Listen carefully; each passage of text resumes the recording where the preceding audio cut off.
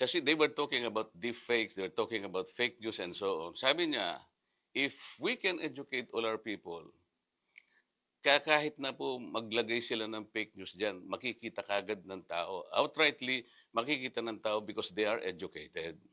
So di sabi ko, sir, I think I will support you. Totoo naman yan. You know the Merriam-Webster Dictionary. You Opo. know the Oxford Dictionary. Lalo na si Ed. Magaling sa English to eh. Bubuklatin mo, ma'am. Ma'am, yung letter T.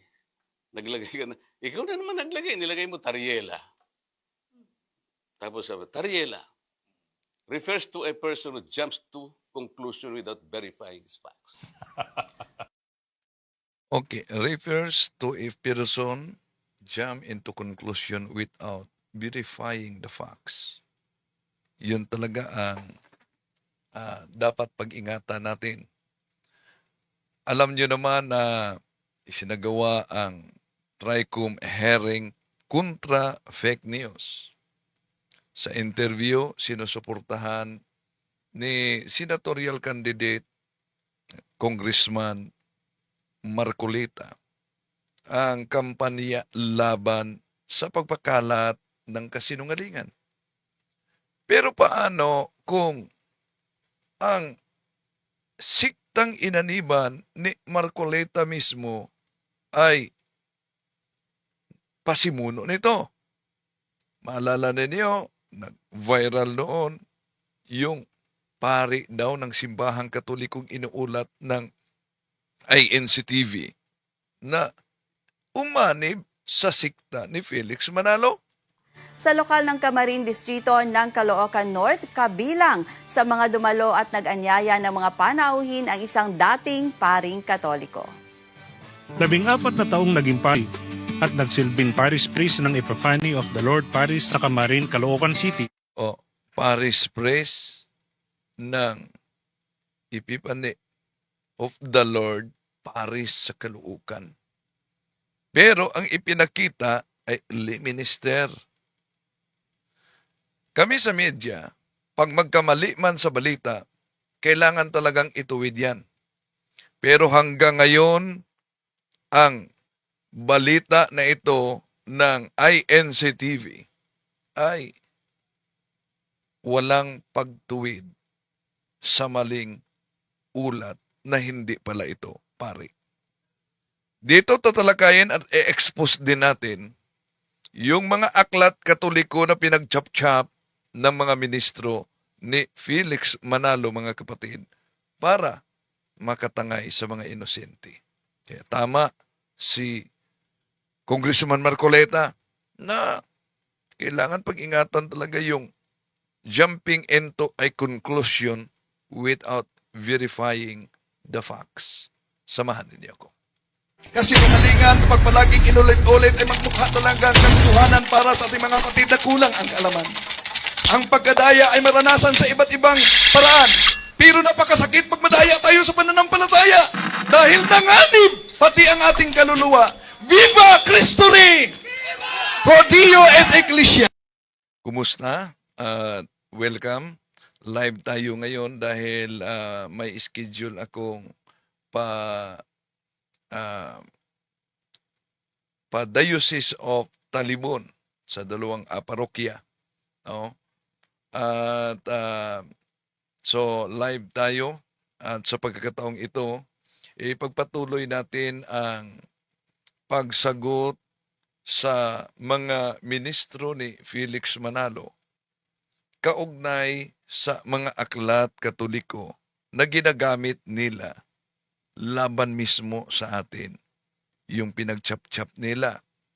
At kung maalala ninyo, sabi ni senatorial candidate Marcoleta na sinusuportahan daw niya ang pangontra sa pagpakalat ng kasinungalingan. Ibalik muna natin siya. Kasi they were talking about deep fakes, they were talking about fake news and so on. Sabi niya, if we can educate all our people, kahit na po maglagay sila ng fake news dyan, makikita kagad ng tao. Outrightly, makikita ng tao because they are educated. So di sabi ko, sir, I think I will support you. Totoo naman yan. You know the Merriam-Webster Dictionary. You know the Oxford Dictionary. Lalo na si Ed. Magaling sa English to eh. Bubuklatin mo, ma'am. Ma'am, yung letter T. Naglagay ka na. Ikaw na naman naglagay. Nilagay mo Tariela. Tapos sabi, Tariela refers to a person who jumps to conclusion without verifying his facts. Yan. Kailangan talaga na ma-educate daw, sabi niya, pangontra sa pagpakalat ng kasinungalingan.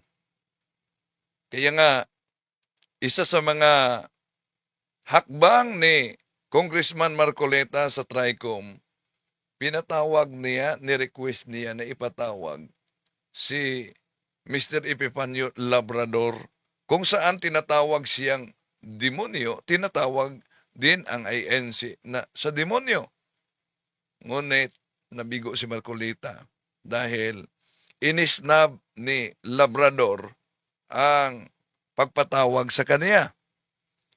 Ngayon, kung talagang sumusuporta sa kampanya kontra fake news, ano kaya ang reaksyon ni senatorial candidate, yung Congressman Marcoleta, na mismo ang inaniban niyang sekta nagpakalat ng fake news?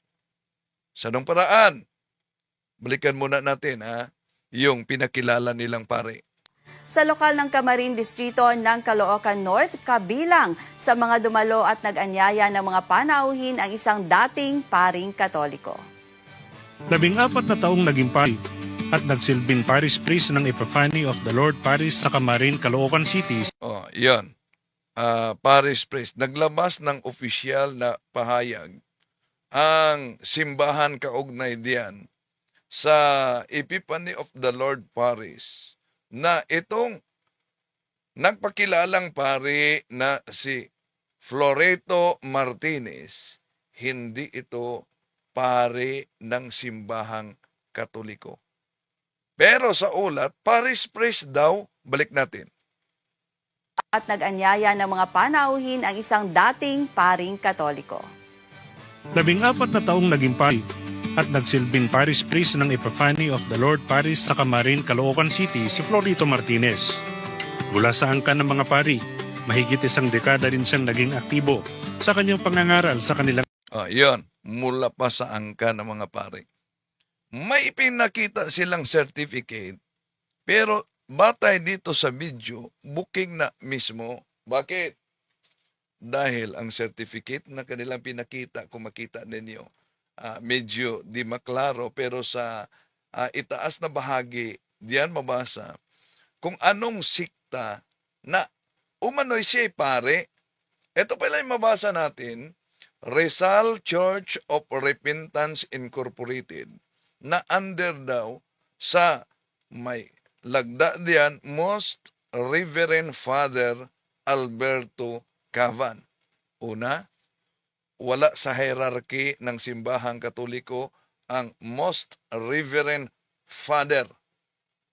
So, ibig sabihin, siya ay kaanib sa isang sikta na tatag lamang ng tao. Kaya dito pa lang mga kapatid, malinaw na sila mismo ay booking na. No? Booking na sa ikinakalat nila na fake news. Hindi lang yan. Sinimulan natin gabi ang pagsagot sa ikinakalat na naman nila na fake news gamit ang aklat Katoliko. Ang aklat na ang pamagat ay pananampalataya ng ating mga ninuno ni James Cardinal Gibbons. Pansinin ninyo. Ito ang binasa ng mga ministro. Basahin po namin sa mga aklat mismo ng Iglesia Katolika para kasi baka paratahan tayo kapatid na Victor na ito ang kanilang paninindigan, ito po ang paniniwala ng Iglesia Katolika tungkol sa kanilang mga gawain. Itanong natin, sa kanilang cardinal mismo, meron ba kapatid na Victor o walang iniukol na pagsamba sa mga larawan sa loob ng Iglesia Katolika? Gaya nga po ng binanggit ninyong aklat po nila ang babasahin natin. Ito po ay The Faith of Our Fathers. Ang sumulat po nito isang kardinal na si James Gibbons. Kinagalog ito ni Rufino Alejandro. Sa pahina 200, ganito ang sinasabi sa kanilang aklat. Sa ganitong kahulugan, sa pagkakilala ko, bumabanggit ang mga manunulat na eskolastiko hinggil sa gayon ding pagsambang iniuukol sa mga larawan ni Kristo na parang kay Kristong Panginoon natin na rin, sapagkat ang gawang kung tawagin ay pagsamba sa isang larawan ay tunay na pagsamba kay Kristo na rin sa pamamagitan ng pagyukod sa harap ng larawan na parang sa harap ni Kristo na rin. Inaamin po ng kardinal ng Iglesia Katolika na sa kanila ay merong gawang kung tawagin ay pagsamba sa larawan. Yan, na pansin niyo mga kapatid, inaamin daw ng kardinal batay sa aklat na pananampalataya ng ating mga ninuno na may pagsamba sa mga larawan. At pwede din nilang gamitin dito bilang pangontra ang opisyal na aral ng Simbahang Katoliko sa tinatawag na Catechism, may Catholic Faith, kung saan sinabi dito ni Archbishop Moro sa pahina 220, we do not worship the saints. We only honor them as the special friends and servants of God.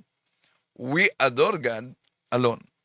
Kaya sa pamamagitan dito, pwede nilang ipalabas na nagsusuwagan ang aral ng Simbahang Katoliko sa Catechism of the Catholic Church na we do not worship the saints. We only honor them as special friends and servants of God. We adore God alone. Samantalang sa aklat na ito na binasa nila, pero pinagchap-chap nila. Bakit pinagchap-chap? Mamaya pakita natin, mga kapatid. Dito daw, inaamin ng kardinal ng Simbahang Katoliko na ano? Basahin po namin sa mga aklat mismo ng Iglesia Katolika para kasi baka paratahan tayo kapatid na Victor na ito ang kanilang paninindigan, ito po ang paniniwala ng Iglesia Katolika tungkol sa kanilang mga gawain. Itanong natin, sa kanilang kardinal mismo, meron ba kapatid na Victor o walang iniukol na pagsamba sa mga larawan sa loob ng Iglesia Katolika? Gaya nga po ng binanggit ninyo, aklat po nila ang babasahin natin. Ito po ay The Faith of Our Fathers. Ang sumulat po nito isang kardinal na si James Gibbons.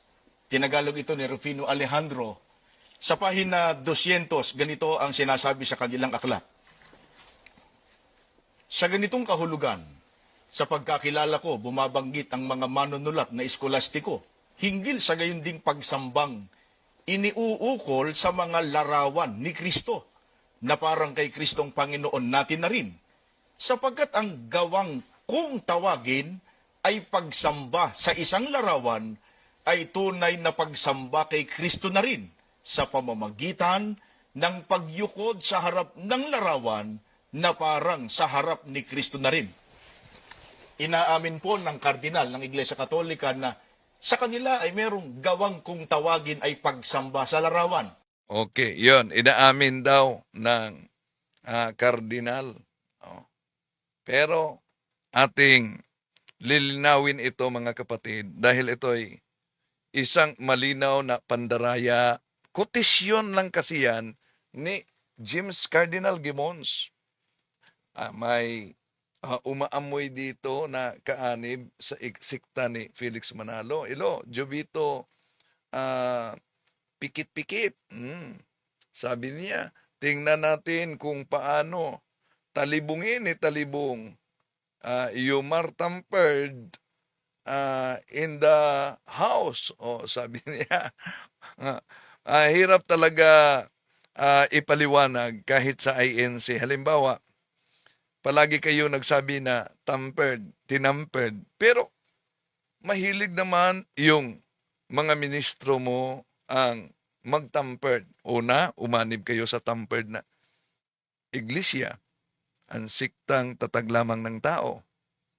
Pangalawa, di na, nga nila mapaliwanag etong paggamit din, tinampered ng mga ministro ang aklat, munting aklat na ito, na ang aking Birheng Mariang tagapamagitan. Pansinin ninyo, oh, Sa aklat po nila na pinamagatang ang aking Birhing Mariang tagapamagitan, sa pahina 63 ay ganito naman ang nakasulat.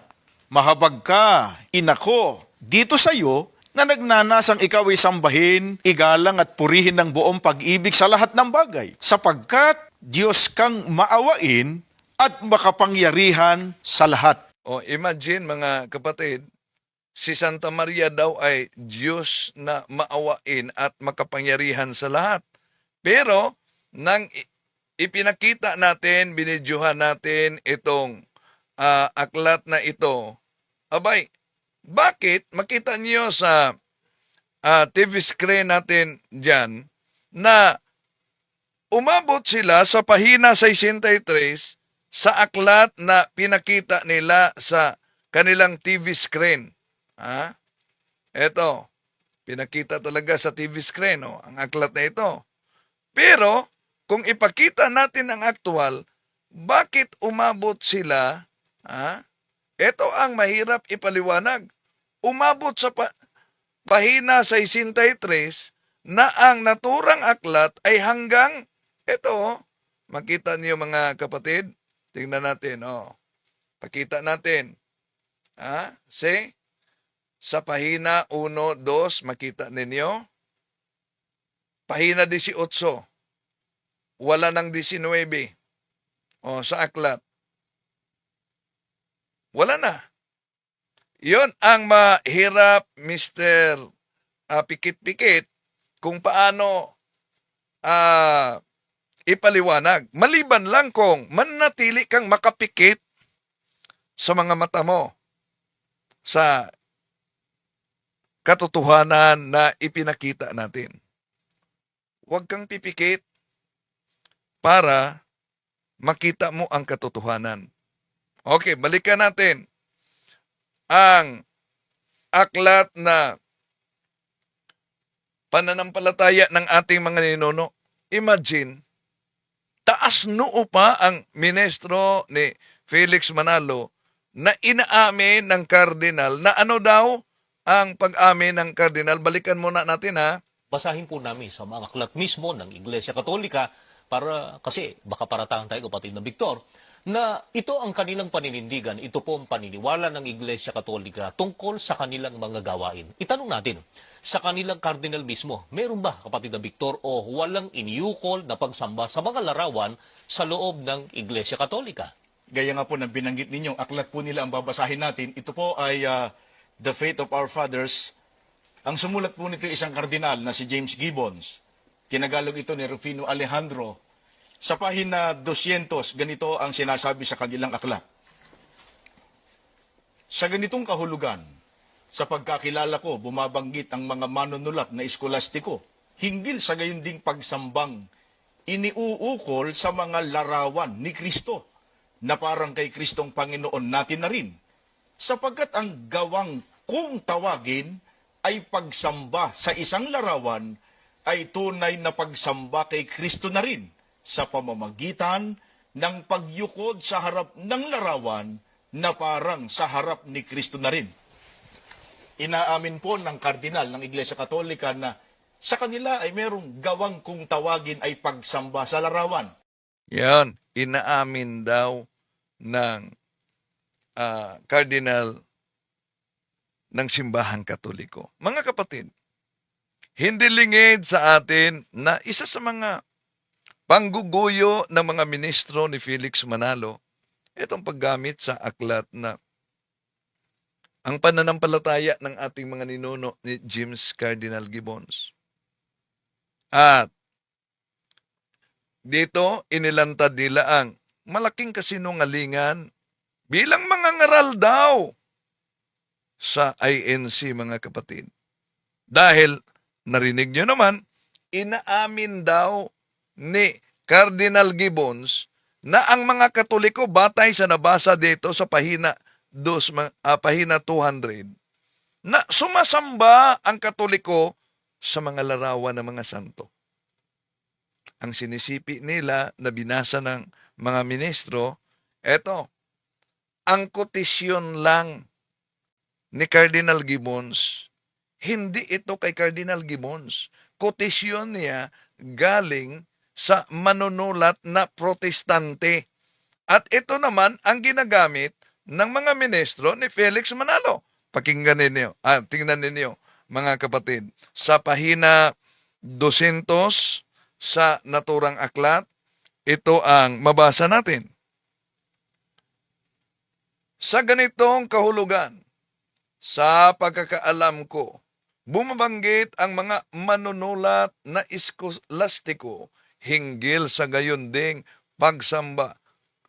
Inuukol sa mga larawan ni Kristo na parang kay Kristong Panginoon natin na rin, sapagkat ang gawang kong tawagin ay pagsamba sa isang larawan na parang sa harap ni Kristo na rin, na para bagang siya'y kaharap at naangat ang ating isip sa pagbulay-bulay sa Kanya. Yon ang mabasa natin mga kapatid. Yun lang ang ginagamit nila, pero pinutol nila ang konteksto. Kaya dito makita natin, nag-iingay na ang mga kaanib ni Manalo dito. Nag-iingay na. Huwag kayong magalit. Kung meron kayong kopya, edi basahin ninyo paano minadjik ng mga ministro ninyo. Ang naturang aklat. Dito, sinagot lamang natin. Kaya nga, napansin ninyo, ang sabi ni Congressman Marcoleta, pangontra sa pagkakalat ng fake news, mga kapatid, ay ang pag-educate para labanan. Ito ang ginawa natin. Gaya ng kagawian ng mga ministro ni Felix Manalo, mga kapatid, na sanay sila na pinagchap-chap ang aklat Katoliko tulad nito para mawala ang konteksto. At inilagay nila na ang salitang nabanggit ay ayon daw sa author na si James Cardinal Gibbons. Yun, mag-ingat kayo. Hinablot nila, labas na sa konteksto, mga kapatid. Bakit? Una, kung tingnan natin, wala naman silang kopya kasi mga miyembro, magbabasa lang sila at makikinig sa TV, magbabasa lang ng pasugo. Kaya, talagang, kung di nyo tingnan kung ano talaga ang konteksto sa naturang aklat, lalabas na delikadong madaya talaga sa ganitong propaganda ng mga ministro ni Felix Manalo.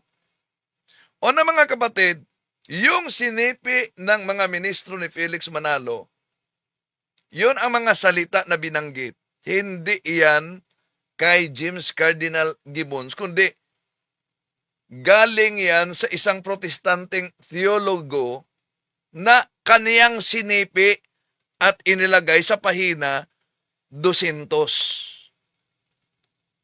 Dahil kung tingnan natin ang kabuuan, pakita natin ang kabuuan kung saan pinutol-putol ng mga ministro ni Felix Manalo, mga kapatid, para pilit palabasin na si Cardinal Gibbons mismo, ayon sa pahina 200 sa naturang aklat, ay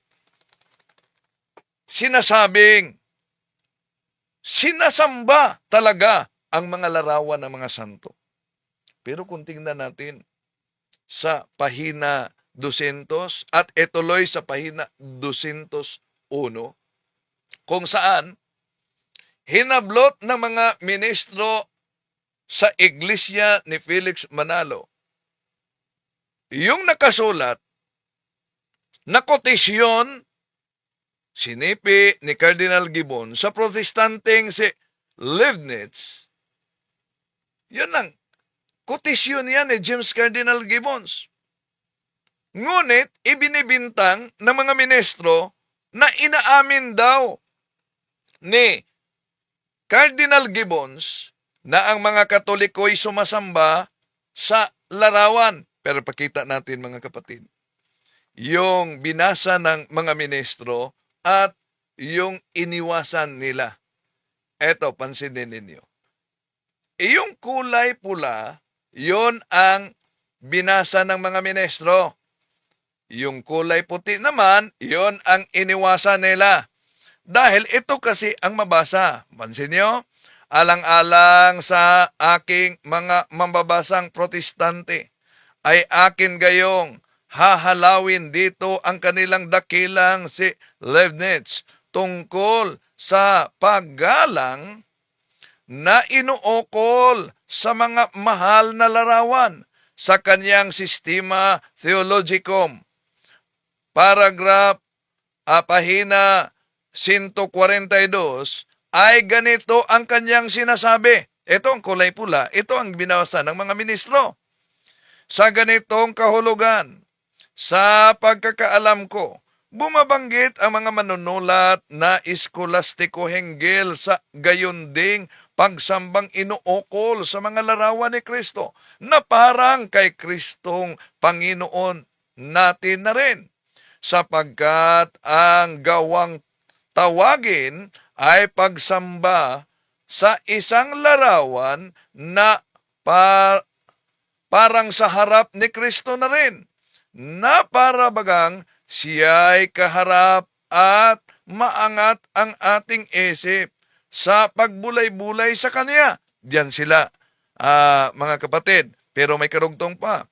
Mangyari pa, walang matinong tao nasa ilalim ng gayong pagkakataon na mag-aakalang manalangin ng ganito. Ibigay mo sa akin, o larawan, ang aking hinihingi. Sa iyo, o marmol, o kahoy, ako ay nagpapasalamat. Kundi, ikaw, o Panginoon, ay sinasamba ko. Sa iyo'y ako'y nagpapasalamat at umawit ng buong pagpupuri. Yun ang mabasa natin sa aklat, mga kapatid.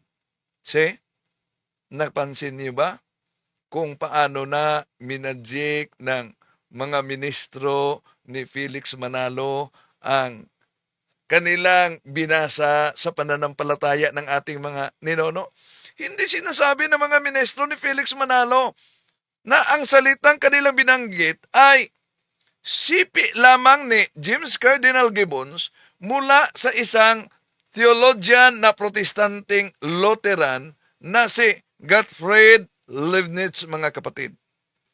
At na mismong kung ituloy natin pagbasa, mismong si Leibniz ay hindi naniniwalang ang mga Katoliko ay sumasamba sa mga larawan at imahe. Kaya nga, sadyang pinutol ng mga ministro yung konteksto sa aklat na ito. Ang tuloy-tuloy na pagbasa, mga kapatid, ay nagpapakita na malinaw talaga na hindi kay James Cardinal Gibbons ang naturang sulat, kotisyon lang niya. At kung mapansin nyo lang, dito may pakiusap yung tagapagsalin sa mga mambabasa, maging maingat sa pag-unawa at magkaroon ng magandang kalooban. Sa pagkakamali ng aklat ni Cardinal James Gibbons, mga kapatid, lumalabas na ang mga INC ay walang unawa at magandang kalooban. Ano po ba ang pakiusap? Dito, pakita natin kung ano ang pakiusap sa nagsalin. Ito ang pakiusap sa nagsalin, Pero mahirap na hanapin ang mga aklat na ito, kaya dapat meron kayong kopya para di kayo mabiktima. Ito, nakita nyo ba? Ito pag-usap. Sa pagbasa ng aklat na ito, dalawang bagay lamang ang hinihiling ng nagsalin sa kaniyang mambabasa. Maingat na pag-unawa at isang magandang kalooban. Yun ang pakiusap sa nagsalin. Maingat na pag-unawa at magandang kalooban daw. Pero, maingat na pinutol ng mga ministro, hindi magandang kalooban dahil ang layunin nila na yung mga inosente ay matangay nila. Imagine, dito mga kapatid, anong sabi? Si Cardinal Gibbons pa mismo ang nagsabi na sinasamba, di nila sinabi ang katotohanan na kotisyon pala yon. Basahin po namin sa mga aklat mismo ng Iglesia Katolika para kasi baka paratahan tayo kapatid na Victor na ito ang kanilang paninindigan, ito po ang paniniwala ng Iglesia Katolika tungkol sa kanilang mga gawain. Itanong natin, sa kanilang cardinal mismo, meron ba kapatid na Victor o walang iniukol na pagsamba sa mga larawan sa loob ng Iglesia Katolika? Gaya nga po ng binanggit ninyo, aklat po nila ang babasahin natin. Ito po ay The Faith of Our Fathers. Ang sumulat po nito isang kardinal na si James Gibbons. Tinagalog ito ni Rufino Alejandro. Sa pahina 200, ganito ang sinasabi sa kanilang aklat.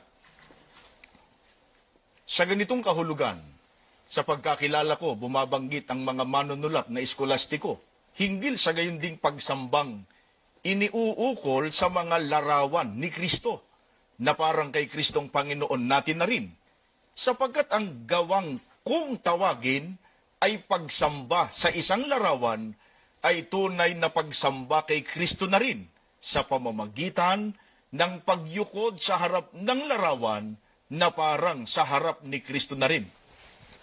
Inaamin po ng kardinal ng Iglesia Katolika na sa kanila ay merong gawang kung tawagin ay pagsamba sa larawan. Yan.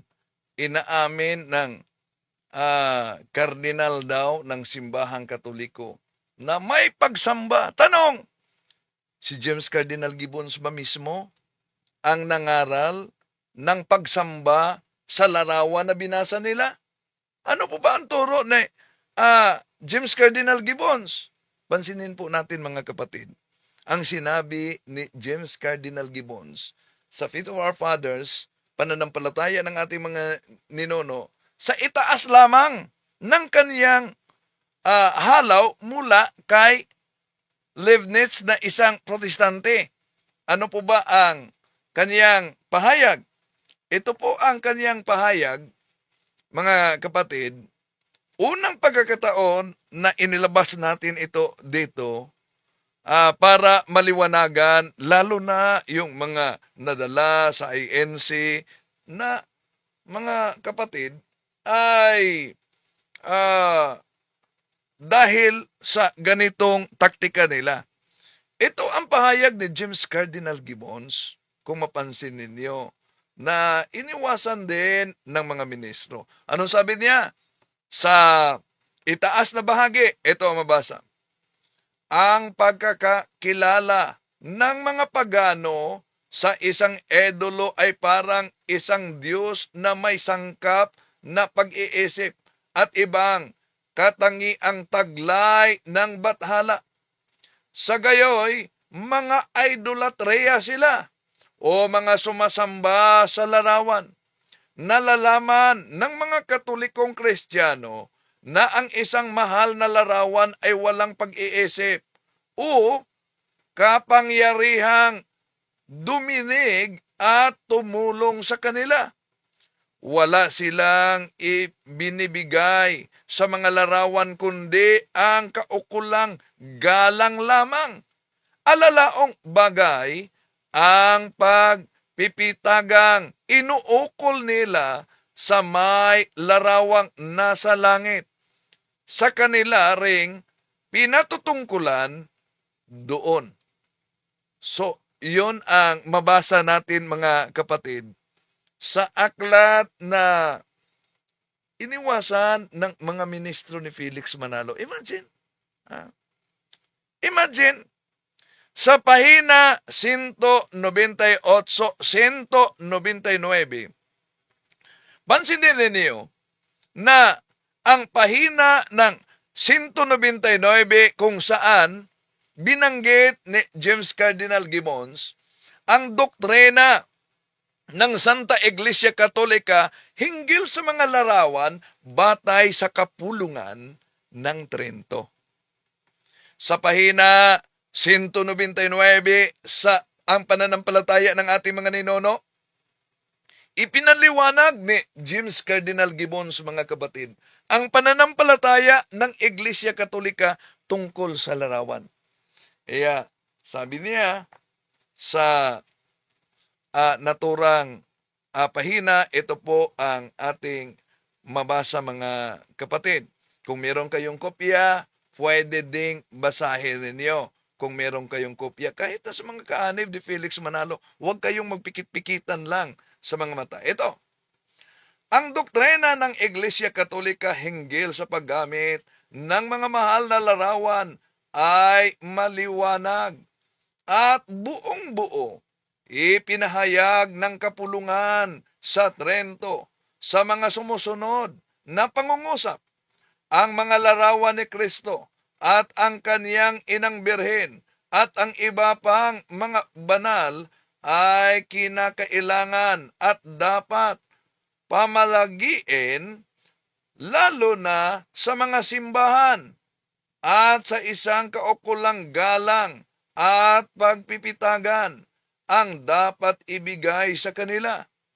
Hindi sapagkat sinasampalatayang nag-aangkin sila ng anumang pagkadiyos o bisa na dahil ng pagpaparangal at paggalang sa kanila, o kaya'y upang sila'y dalinginan, o kaya'y paglagakan sila ng anumang pagtitiwala, gaya ng ginawa noong unang mga binyagan na nagsiasa sa mga edolo, kundi sapagkat ang paggalang na sa kanila'y ibinibigay ay ipatutungkol sa may larawan, kung kaya't sa pamamagitan ng mga larawan ating hinahagkan at ating pinagpupuggayan o niluluhuran ay sinasamba natin si Kristo at iginalang ang kaniyang mga banal na kinakatawan. Yon ang opisyal na aral ng simbahang Katoliko na mabasa natin sa aklat na ito, pananampalataya ng ating mga ninuno ni James Cardinal Gibbons. No? Pero, minadjik ng mga ministro ni Felix Manalo, mga kapatid, at matagal na nila itong ginawa. No? Makilang ulit na po, mga kapatid, na panutayan natin na hindi paniniwala ng Iglesia Apostolika Katolika Romana na ang mga larawan ay mga Diyos natin. Pero itong mga kaanib at ministro ni Felix Manalo na nagdala umano sa tampered na siktang Iglesia ni Cristo, ginagamit nila ang mga aklat Katoliko. Ito po, bilang referensya na nagiging diferensya laban sa atin. At nakagawian na ng mga ministro ni Felix Manalo, mga kapatid, na manghablot ng mga salita na wala sa konteksto. Ano po ba ang nasa likod niyan? Di po ba? Alam nyo na. So, pilit iginiit nito mga mangangaral ni Felix Manalo na aral daw ng simbahang Katoliko dahil mabasa, pero pinutol pala. Anong tawag diyan? Maituring bang desperado na ang mga gumagawa ng ganito? O kaya sadya talagang ginawa nila para ikalat ang mga fake news, mga kapatid, na ang referensya ay magiging diferensya sa mga inosenteng tao. Ha? So, kaya wag lang kayo magalit. Ating sinagot yan punto por punto, mga kapatid. Hindi lang yan.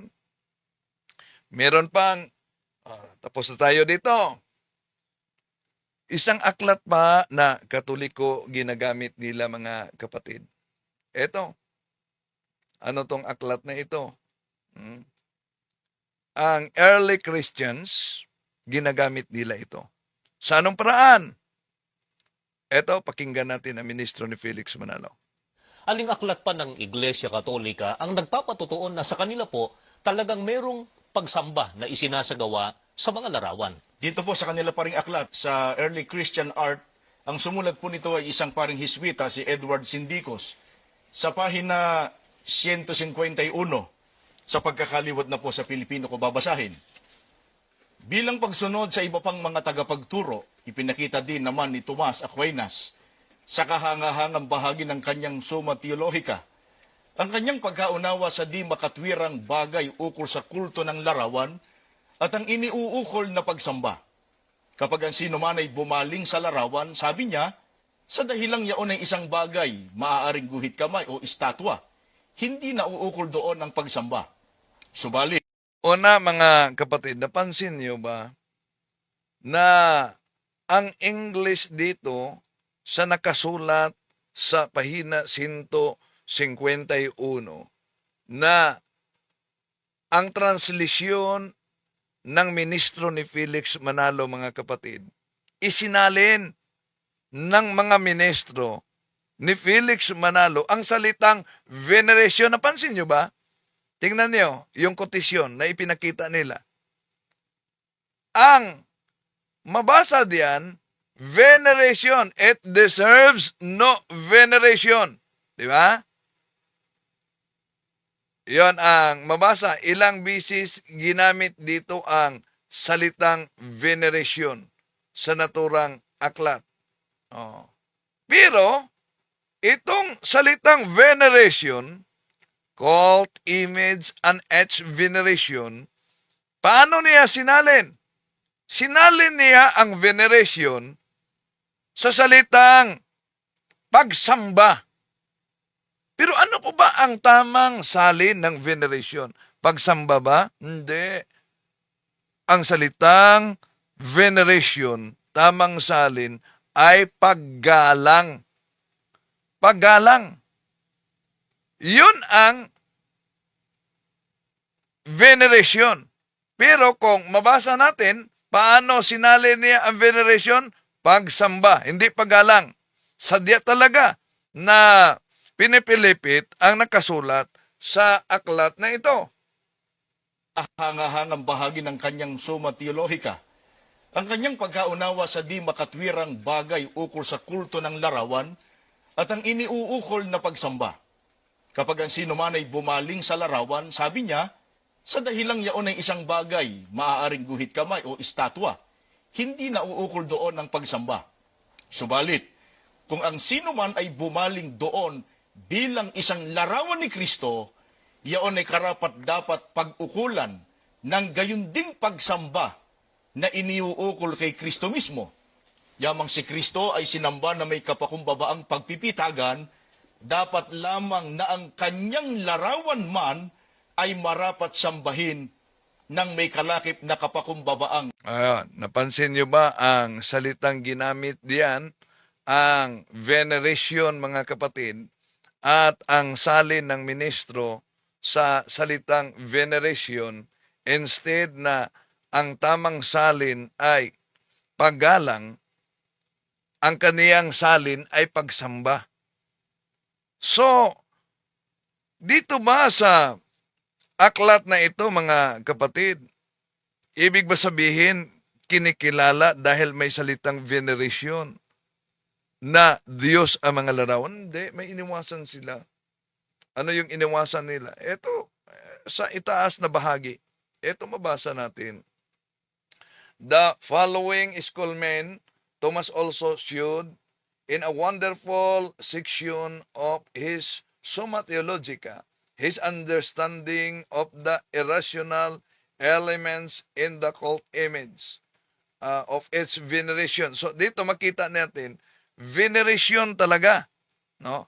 Yung veneration, di iyan pagsamba kundi paggalang. Ang iniwasan nila, itong itaas na bahagi mga kapatid, na ang nakasulat, Thomas Aquinas produced the best summary of the position. He said that pictures could reasonably be employed like books to instruct the uneducated, to remind people to the mystery of the incarnation and of the example of the saints, and to inspire devotion which arises more easily from what we see than from what we hear. So, ito mga larawan, mga picture, o imahe, mga kapatid, ay paalala. No? Magkaiba ang salitang veneration sa salitang worship. Pero mapansin ninyo, tila bang sinadyang isalin ng mali ang veneration dahil hindi naman worship ang original na salita sa naturang aklat. So, sa daming mga aklat ng simbahang katoliko, mga kapatid na kanilang binasa, upang gamiting referensya, na nagiging diferensya ang resulta. Okay. Imposibleng hindi nila alam ang pagkakaiba, mga kapatid, sa salitang veneration at sa salitang worship. Malawak kasi sa ating katoliko ang teolohiya, no? Ang kahulugan sa pagkakaiba nitong salitang honor, veneration, at yung salitang adoration, worship. Maging sa salitang worship, mga kapatid, sa ating theology, hinahati ito ng tatlong bahagi. Yung tinatawag na latria, ibig sabihin, pagsamba sa Diyos lamang. Meron tayong tinatawag na hyperdulia. Yung hyperdulia ay pagsamba para kay Santa Maria lamang. Merong protodulia na pagsamba o paggalang kay Saint Joseph.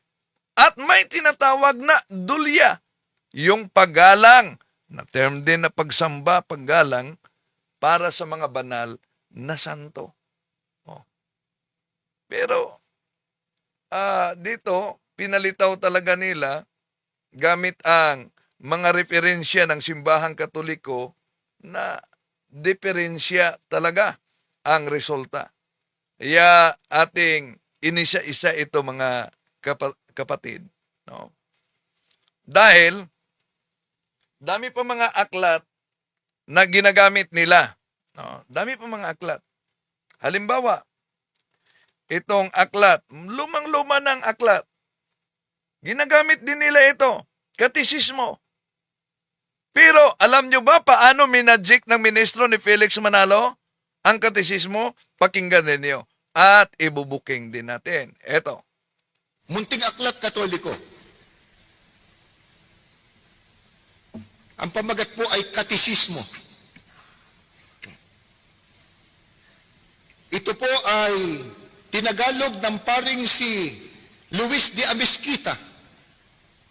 Pakinggan po ninyo ang kanyang sinasabi dito sa pahina 79, pagkatapos po at 82. Pagbangon mo sa banig, sabi, natutulog ka. Gusto kasi banig noon no? Ngayon, hindi na yata uso banig Pagbangon mo sa banig, agad kang manikluhod sa harap ng isang krus o isang mahal na larawan. Bakit daw? Ituloy natin.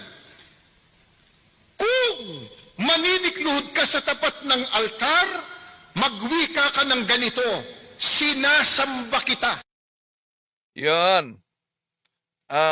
Mabasa daw ito mga kapatid sa tinatawag na katisismo ni Padre Luis D. Amasqueta na ano daw ang nakasulat. Imagine matagal na nila itong ginagawa.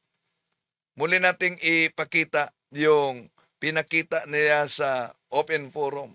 Eto, pahina 79, 82 at 82. Pagbangon mo sa banig, ay agad kang manikluhod sa harap ng isang cross o isang mahal na larawan. Kung maninikluhod ka sa tapat ng altar, magwika ka ng ganito, sinasamba kita. Yon ang kanilang ginamit mga kapatid. Matagal na yan. Pero, ipakita ko sa inyo, asan yung mabasang sinasamba kita? Eto mga kapatid. Pansinin ninyo. Sa pagbangon mo sa banig, ay agad kang manikluhod sa harap ng isang cross o sa isang mahal na larawan. Mangyaring mag-antanda ka muna at saka magdasal ng tatlong ama namin sa Santissima Trinidad. Sa Diyos Ama ay hihingi ka ng pananampalataya, 10 ng pag-aalala nang di mo siya malimutan. Sa Diyos Anak ay daraing ka ng pananalig at pati pa naman ng bait na ikakilala mo. Yun. Napansin nyo ba? Asan ang sinabi diyang sinasamba kita? May pasigaw-sigaw pa ang ministro ni Felix Manalo kung pansinin ninyo mga kapatid. Munting aklat Katoliko. Ang pamagat po ay katisismo. Ito po ay tinagalog ng paring si Luis de Amasqueta. Pakinggan po ninyo ang kanyang sinasabi dito sa pahina 79, pagkatapos po at 82. Pagbangon mo sa banig, sabi, natutulog ka. Gusto kasi banig noon no? Ngayon, hindi na yata uso banig Pagbangon mo sa banig, agad kang manikluhod sa harap ng isang krus o isang mahal na larawan. Bakit daw? Ituloy natin. Kung maninikluhod ka sa tapat ng altar, magwika ka ng ganito, sinasamba kita. Yan ang pasigaw-sigaw ng ministro mga kapatid. So nakita po natin diyan ang pamimiki nila at malinaw na pandaraya gamit ang aklat na katisismo ni Padre Luis D. Amasqueta mga kapatid. Dahil narinig nyo naman yung sinabing sa pagbangon mo sa banig, agad kang manikluhod sa isang cross o sa mahal ng larawan. Kung manikluhod ka sa tapat ng altar, magwika ka ng ganito, sinasamba kita. Yan po ang binanggit ng mapanlinlang aral na sinabi ng ministro na nasa katisismo daw. Ngunit ano ba talaga ang nakalagay sa pahina 79 at sa pahina 82 sa aklat na ito? Ano ba? Una, balik natin kung ano ba talaga ang mabasa. Ito mga kapatid, ang mabasa. Sa pagbangon mo sa banig ay agad kang manikluhod sa harap ng isang krus o ng isang mahal na larawan. mangyaring mag-antanda ka muna at saka magdasal ng tatlong ama namin sa Santissima Trinidad, sa Diyos Ama, ay hihingi ka ng pananampalataya. Yon. Tingnan natin sa karugtong yung sinabi nilang, sinasamba kita. No? Saan diyan ang salita na sinasamba kita? Wala po. Kaya tunay isang fake news ang ginamit ng ministro ni Felix Manalo, mga kapatid. Oh. Pahina 79. Na? Wala namang mabasa diyan. Pahina 82. Pinagputol-putol nila, mga kapatid. Kaya, sandali may tumatawag na sa akin, may naghihintay kasi sa katedral. Ipagpatuloy natin ito mamaya. Dami pang mga referensya na ginagamit nila, mga kapatid, na kailangan alam ninyo. Dahil sa kanilang mga pahayag, sa kanilang mga pandoktrina, yon ang ginagamit nila. Kaya, kung labanan ang fake news ayon kay Congressman Marcoleta, paano kung ang inaniban niya ang nagpakalat ng fake news tulad sa Piking Pare? Di naman.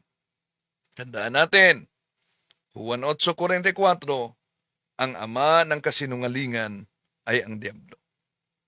Di po natin layunin na saktan ang damdamin ng ating mga kapatid sa ibayong pananampalataya. Antayin ang karugtong dito, mga kapatid, no? Dahil dami pa mga aklat katoliko ginagamit nila, at isa-isahin po natin ito. Maraming salamat po. Hanggang sa muli, itong inyong lingkod, Brad Windel Talibong. Bye-bye. To make his message known is our responsibility. So here we are to pledge our lives to the Lord.